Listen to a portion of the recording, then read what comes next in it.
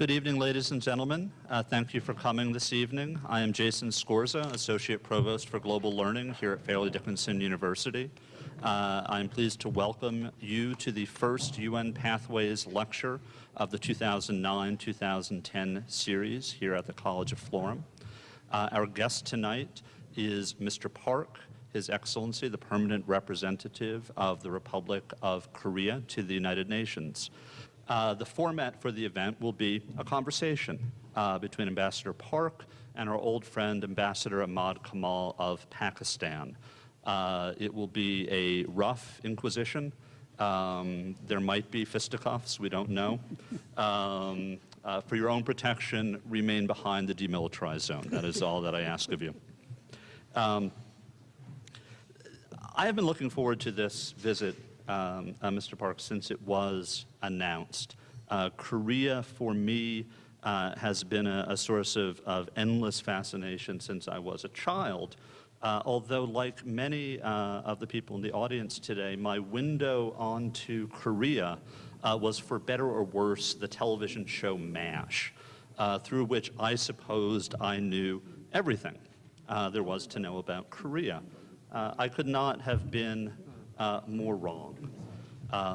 Today, at this moment of history, we cannot help but remember that Korea is a very complicated place, that there are, in fact, two Koreas at the very least, two countries that are like in history, like in language, both drive on the right side of the road, but could not be more unlike in most respects that human beings care deeply about. There's one country that is committed to freedom and the rule of law. There is another country that is totalitarian. There's one country that's one of the wealthiest in the world with a per capita income of close to $20,000. There is another Korea that is desperately, desperately poor, where the people subsist on at most $1,000 a year. There is a Korea that's technologically advanced. There is another that is technologically advanced only in the worst possible way. There's a Korea where the life expectancy is close to 80 years. And there's another Korea where the life expectancy is barely 63. And I could go on in this drawing of contrasts between the two Koreas. And as I thought through these contrasts, I thought a little bit about mythology. And the many myths of twins that appear in Native American mythology, in Roman mythology, in Greek mythology. And in many of these myths, the twins are opposites. There's the good twin and there's the evil twin. I don't think that the two Koreas are those sorts of twins. And the myth that I would like to offer to you for reflection is the myth of Castor and Pollux. And for those of you who don't know it, Castor and Pollux were themselves twins, even though they had different fathers, which you could do in Greek mythology. The father of one of the twins was Zeus, and that twin was immortal, and the father of the other twin was immortal, so that brother was mortal. And when the first brother died, the mortal brother, the brother with immortality, opted to give up half of his immortality to his brother, so both of them would live as the constellation we now know as Gemini. And I think those of us who are hopeful about the world and hopeful about the future will hope that the two Koreas are, in fact, that sort of twins. Without further ado, I will turn the business over to Ambassador Kamal and Ambassador Park. Tesanim, Tamanim, welcome to Fairleigh Dickinson University. To follow up on the introduction of the Provost, you represent a remarkable country. In the course of a single generation, you have taken the per capita income up from $80 per annum to $20,000 per annum. That's unbelievable in terms of growth. Thanks to the inflation.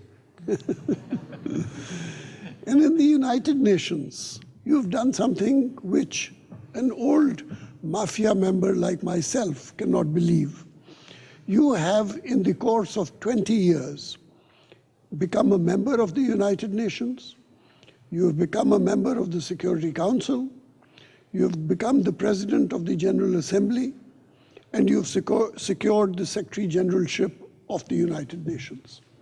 No other country has achieved these four. Sweden achieved only 3 of these.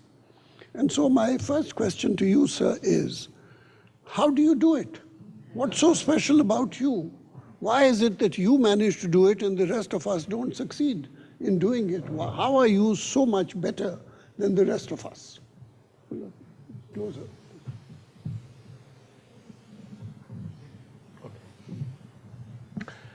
First of all, thank you for your kind invitation. I'm very honored to sit here. Actually, now I'm chairing the second committee of General Assembly of United Nations. So I sit chairing whole days, but with tension. But today he recommended me to have some ease, to respond to you. Especially, I got actually, in fact, I have some tension because Ambassador Kamal is a legendary ambassador. So maybe again, thank you for your kind gestures to invite me. I think on the question, the same question was almost similar. Question was raised when President Obama attended some World Summit on food crisis in the name of G8 Summit in Italy, in L'Aquila. At the time, one of the main topic was agriculture. So, to follow up that issue, most of the people have focused on agriculture in Africa. So, at that time, what's the difference between Korea and regular African countries? So, at that time, the President Obama made a very interesting, comment. If I quote, in fact, Kenya was a more affluent country than South Korea. When my father first came to the to the United States to study in 1950s. At that time, the Kenya's per capita GDP was higher than that of South Korea. But South Korea is now a developed and affluent country, while Kenya still remains in severe poverty. Countries like the South Korea and Japan have achieved great economic growth while preserving their own unique culture. There's no reason African countries cannot do what South Korea did, unquote. So to make clear, so what I just found out what happened, in terms of numbers. Actually, I don't know. We don't have any figures in 1950s because at that time we are just in the beginning of the Korean War. So maybe there's no, unfortunately, there's no statistics at all. The earliest possible data is 1961. At that time, Korea's GDP, GNI per capita was $82 in 1961. While we don't have any figures of the Kenya, but that of Ghana was $100. $180, I'm sorry. Ghana was $180, while our GDP per capita was $82. So we cannot reach even the half of the Ghana at that time.